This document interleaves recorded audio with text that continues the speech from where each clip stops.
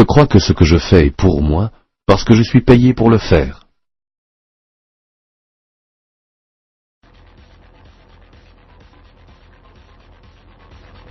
En enfer, il y a un bon repas et de fort longues cuillères. Chacun en prend une.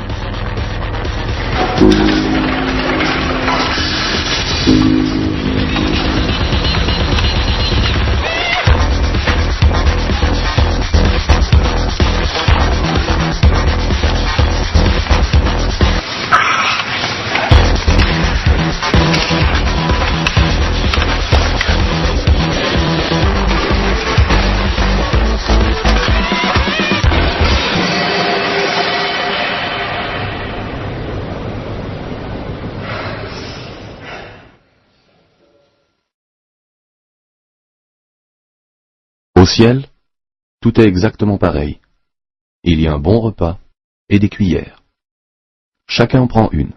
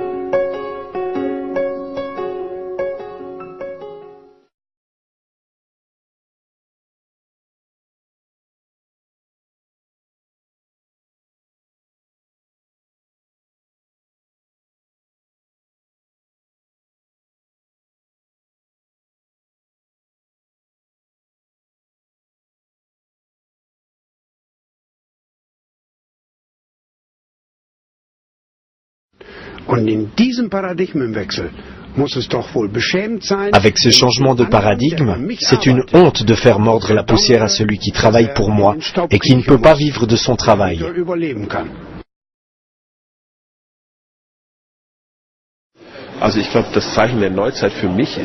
Pour moi, le signe des temps nouveaux, c'est l'individualisation absolue de la société. Les hommes ont des buts personnels, des représentations personnelles, et ils recherchent les moyens de les réaliser. L'argent joue un rôle énorme dans une société caractérisée par la division du travail. Autrement dit, l'argent comme moyen d'être libre, c'est à cela qu'on en revient toujours. Mais beaucoup de gens ne parviennent ni à éviter l'esclavage de l'argent, ni à poursuivre leur réelle aspiration à la liberté. C'est le côté tragique et aussi ironique de la situation présente. Devenir l'esclave de l'argent, qu'est-ce que cela veut dire? C'est mesurer chaque action à l'aune de l'argent. Comme si l'argent était la valeur en soi et qu'il fallait toujours en avoir plus. Prendre toujours plus de pouvoir sur l'argent des autres et sur leur espace vital. Les esclaves de l'argent réduisent les autres en esclavage par la valeur qu'ils donnent à l'argent. Avec le revenu de base inconditionnel, une partie de la totalité de l'argent servirait, par décision démocratique, à donner à chacun les moyens de sa liberté. L'homme serait roi, et l'argent à son service. Est-ce que cela créerait aussi de meilleures conditions pour la situation globale? Absolument. Cela créerait la possibilité de faire ce qui est nécessaire dans le monde. Les gérants de fortune nous disent que le grand problème, c'est qu'il y a des masses d'argent, trop d'argent. En même temps, il y a presque partout des surcapacités de production. Et nous avons un chômage qui ne fait que croître, alors qu'il y a partout des travaux non exécutés. Il y a donc beaucoup de choses que l'on peut et doit changer d'urgence, si l'on ne veut pas sombrer dans une catastrophe globale.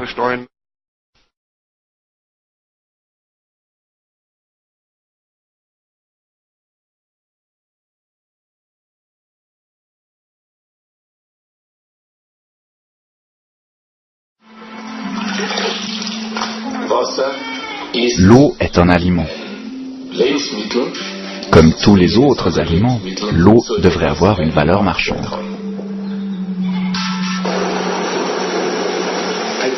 Un enfant qui meurt de faim aujourd'hui est un enfant assassiné.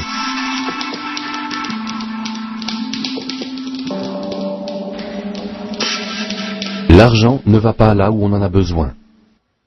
Il se barricade loin des réalités sociales et s'auto-reproduit. Devant la porte, c'est la pénurie. Les grosses sommes nouent entre elles des rapports incestueux. Ce qui sort de là n'a plus rien à voir avec l'amélioration des conditions de vie pour tous. En réalité, nous avons affaire à un système débridé qui est en train d'imploser. De quoi sera fait l'avenir? Les paris sont ouverts.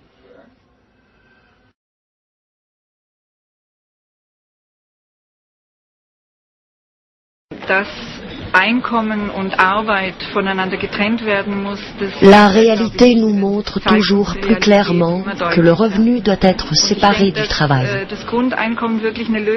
À mon avis, le revenu de base apporterait aussi une solution pour les chômeurs, car il y a une quantité incroyable de travail, mais il n'y a pas d'argent pour le payer. Le revenu de base serait une façon d'introduire l'argent là où il répond à un besoin de libérer les hommes, pour qu'ils puissent faire ce pourquoi ils sont doués. Découpler travail et revenu. Le revenu de base le fait jusqu'à hauteur de son montant. Comment organiser cela dans une société? Le cercle représente la création de valeur dans une économie nationale. Plus celle-ci est productive, plus le cercle grandit. Par création de valeur, on entend la somme de tous les biens et services produits et vendus dans le pays pendant une année. Cette création de valeur se compose d'une partie publique et d'une partie privée. La moitié environ de la valeur créée va à l'État par le canal des impôts et autres prélèvements obligatoires. De cette manière, nous payons nos écoles, notre police, nos prestations sociales, ainsi que tous les services assurés par l'État. Ce sont des prestations qui ne sont pas à la charge de l'individu, mais que nous voulons financer en commun. Des prestations qui font l'objet d'un mandat démocratique. En Suisse, pour l'année 2005, cette quote-part de l'État représentait 36%. En Suède, 56%. En Autriche, exactement la moitié de la valeur créée dans le pays. En Allemagne, 47%. Qu'en serait-il avec le revenu de base? Pour tous les salaires versés par l'État, le revenu de base ne signifierait qu'une autre manière de verser l'argent. Car l'État obtient déjà l'argent par l'intermédiaire des impôts. Aujourd'hui aussi, c'est avec l'argent des impôts que l'État paie ses employés, les fonctionnaires et les ayants droit des prestations de transfert. Pour tous ces revenus, le paiement d'un revenu de base ne demanderait qu'un changement dans la comptabilité. Pour les revenus privés, l'argent pour le revenu de base n'est pas encore dans les caisses de l'État. Il faut d'abord qu'il arrive à l'État par voie fiscale, avant d'être distribué sous forme du revenu de base. La quote-part de l'État augmente alors sensiblement. Cela signifie-t-il encore plus d'État? Non. Cela signifie moins d'État, moins d'inquisition, moins de mise sous tutelle, moins d'administration. L'État ne joue qu'un rôle d'intermédiaire, de fiduciaire et de garant du droit au revenu de base. Mais les impôts vont augmenter. De quel impôt pourrait-il s'agir? A priori, il semble plus simple de prendre l'argent chez ceux qui gagnent le plus. C'était déjà l'idée de Milton Friedman, économiste. Financer une sorte de revenu de base par l'impôt sur le revenu. Les ménages nécessiteux auraient reçu un impôt négatif sur le revenu. Après avoir été développé dans les années 60 et presque introduit aux États-Unis, son modèle domina les débats sur le financement d'un revenu de base jusque dans les années 90. Pour Milton Friedman, l'État social devait être svelte et libéral. 50 ans plus tard, on ferait donc reposer le revenu de base sur un avoir qui ne va qu'en diminuant, celui du travail rémunéré. C'est ce qui arrive aujourd'hui à l'État social. Toujours plus de chômeurs et toujours moins de masse salariale à imposer. L'augmentation de l'impôt sur le revenu augmente les charges sur le travail rémunéré. Le chat se mord la queue. Le non-sens de l'impôt sur le revenu, c'est qu'il frappe le travail et sape ainsi sa propre base.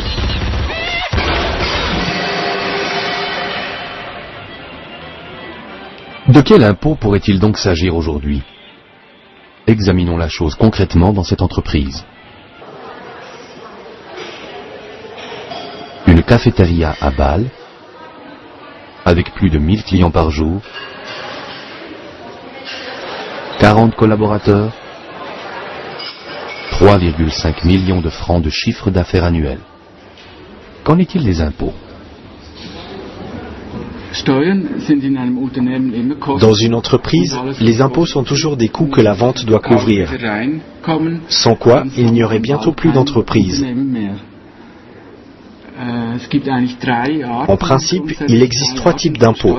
La TVA, qui est payée directement par le consommateur, les charges salariales et l'impôt sur le revenu. La TVA figure sur chaque quittance. Elle est visible. Elle ne représente